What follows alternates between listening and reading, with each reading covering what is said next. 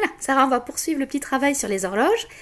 Alors, regarde mon horloge. Tu vois ici, la petite aiguille des heures est pile en face le 3 et la grande aiguille bleue là est pile dirigée vers le 12. Il est exactement 3 heures. Hein, tu as travaillé la semaine dernière les heures pile. Alors, aujourd'hui, on va travailler plus spécifiquement sur les minutes. Donc, tu vois, cette grande aiguille indique les minutes. Et dans une heure, il y a en tout 60 minutes. C'est pour ça qu'écrit, tu vois, il est écrit 60. Tu le vois là? Voilà, 60 minutes. Donc, quand ta grande aiguille fait un tour complet de l'horloge, cela veut dire qu'une heure s'est écoulée, car dans une heure, tu as 60 minutes.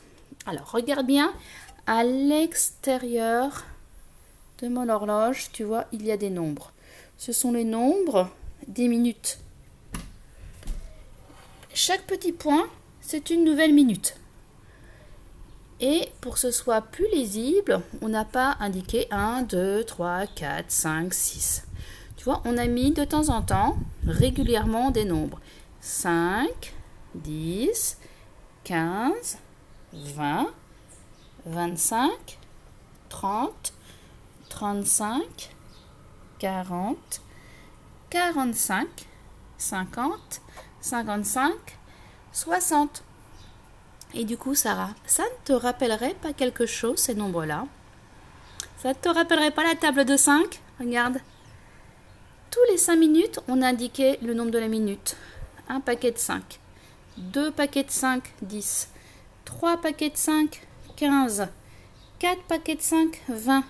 5 paquets de 5, 25, etc., etc., jusqu'à 10 paquets de 5, 50, et on rajoute encore 5 et encore 5, on est à 60. Voilà, donc tu vois, les nombres à l'extérieur, c'est le nombre qui correspond aux minutes, et tu dois retenir que dans une heure, il y a 60 minutes. Alors maintenant, dans les exercices que tu vas voir, on va te demander de bouger les aiguilles pour indiquer des heures. Alors là, tu vois, je me recule, il est pile 4 heures. Si j'avance de 15 minutes, pile de 15 minutes, la petite aiguille a commencé à bouger. Tu vois, là.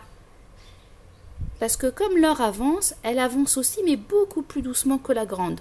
Donc quand elle a avancé de 15 minutes, elle est ici, dirigée vers le premier petit point. Alors, je vais me remonter.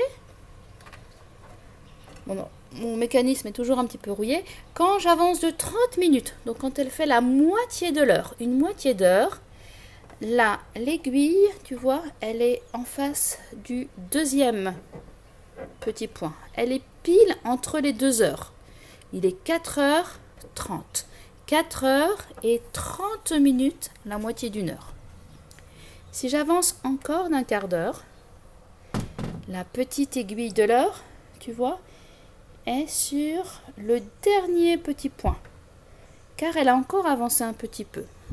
Et si j'avance encore d'un quart d'heure, cette fois-ci mon heure est pleine, il est 5 heures, et regarde, mon aiguille a bougé. Elle est pile maintenant en face du 5, alors que tout à l'heure, elle était en face du 4.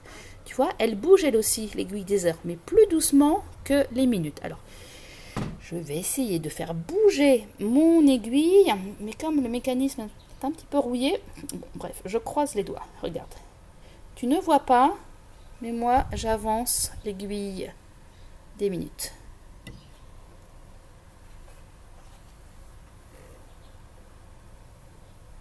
C'est pas probant.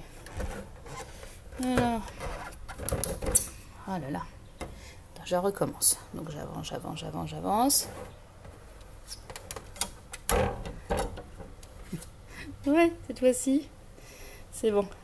Donc tu vois, l'aiguille des minutes a fait le tour complet. Et la petite aiguille de l'heure, eh bien, elle est passée du 3 au 4. Voilà. Donc tu vois, cet espace-là, pour la grosse minute, pour la petite aiguille des heures, c'est 1 heure, tandis que la grosse aiguille, celle des minutes, elle doit faire un tour complet pour 1 heure. Bon, je te laisse faire les exercices et puis on poursuivra ce travail lundi.